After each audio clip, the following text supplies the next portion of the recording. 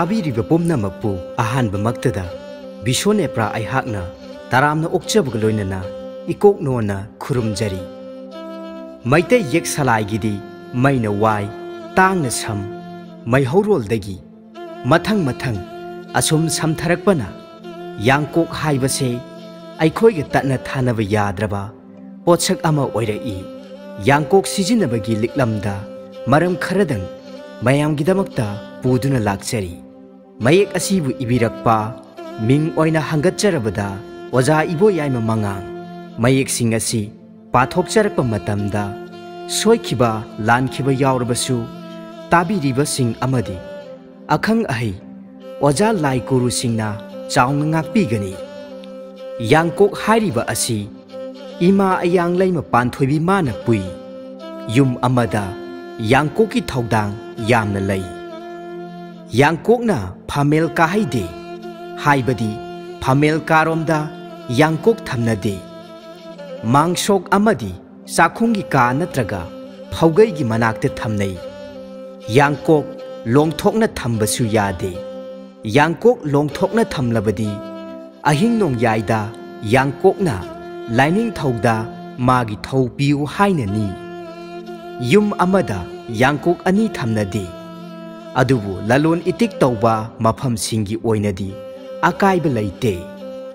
युमगी यांकोक असि यामना कन्न सेगाइबसु फत्ते युम अदुगी अहल लमन मसा सोनगल्ली युमगी यांकोक असि मलक्तुना सिजिन्नबा यारक्त्रबदी अहनबा यांकोक अमा लैरक्त्रिङैदा हानगी यांकोक अमनबा अदु मसुंग तरे थोकना थांगना कक्थटलगा खारोमदा युमलोन तरेत्ता येनथोकनै अदुबु हौजिक्की मतमददी मदु तौनद्रे यांकोक अमनबदु मसुंग तरे थोकना थांगना कक्थटलगा युम अदुगी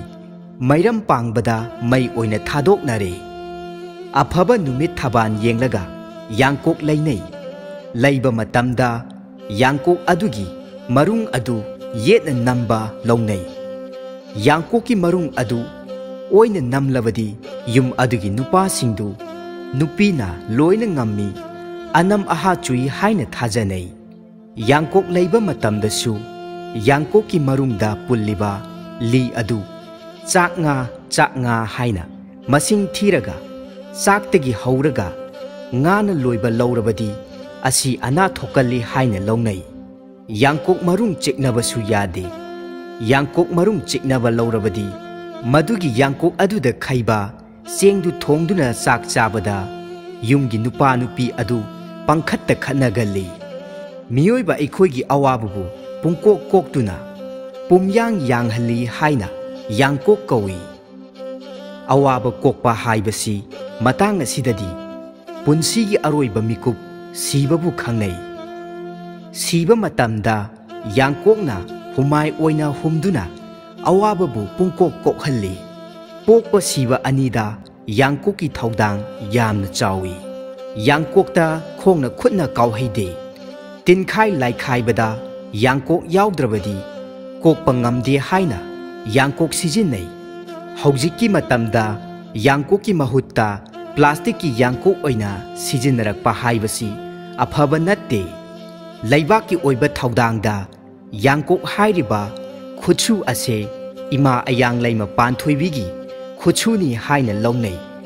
इमा अयांग लैमा पानथोइबिना मतमगी खोंगलै सुरकलदुना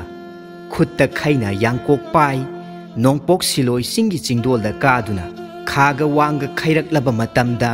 इमा मागी यांकोकी खप खप हाइबगी खोंजेलना कंगलैपाकी फत्ता हौदी पुंबा हाउरै खाना पांगबा माइकैरोमदा खपथखिनी मचंग ओइबा अचंगबा मरुना इमागी यांकोकी मथानुंगदा कोनसिनबी हौगनी मतमगी खोंगलै सुरकले इमा अयांग लैमा पानथोइबिना चेंगबी चेंगबा खैरकले नहाकना तौबना नहाकना फंगनी अइना तौबना अइना फंगजगनी चुमना खल्लु चुमना तवो इमा अयांग लैमा पानथोइबी महाकी सिंथाने यांकोक माबु खक मिराय फदिये युम्बालोन खंगने युम्बालसे save our art and culture save युम्बालोन मयाम पुमनमकु हन्ना हन्ना बिशोनेप्रा अइहाकना थागत फोंदोकचरी।